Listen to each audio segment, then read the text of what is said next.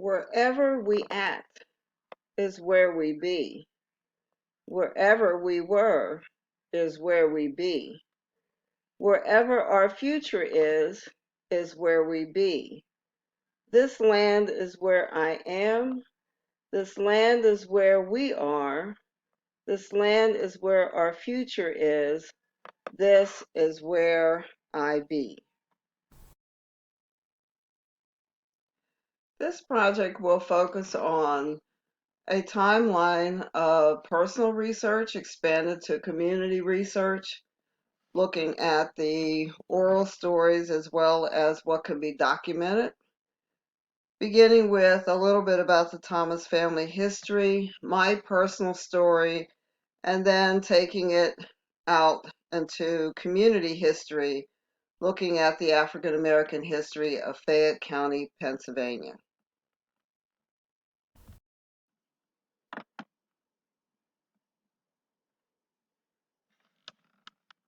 This video is of the Thomas Cemetery. All that's left of massive amounts of land that was once owned by the Thomas family in Hopwood, Pennsylvania.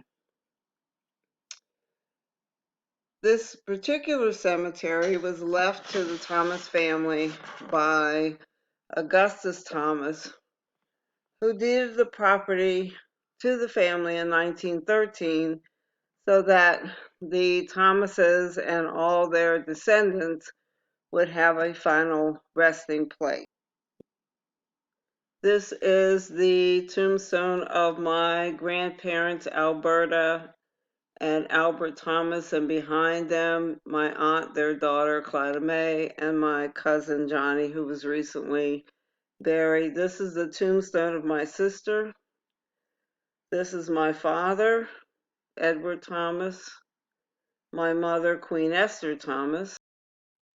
This is the tombstone of my great-grandparents, Walter and Julia Thomas, and their daughter Marjorie, who died in 1947, like children.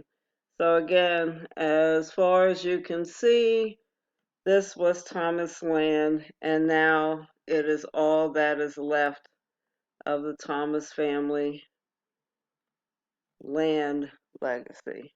American History Museum, and where so much of this information has been, that comes from a book on the history of the National Road, and it says, "For be it remembered that Negro slaves were frequently seen on National Road.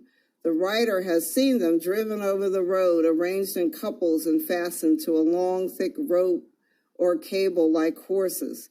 This may seem incredible to a majority of persons now living along the road, but it is true, and was a very common sight in the early history of the road, and evoked no expression of surprise or words of censure.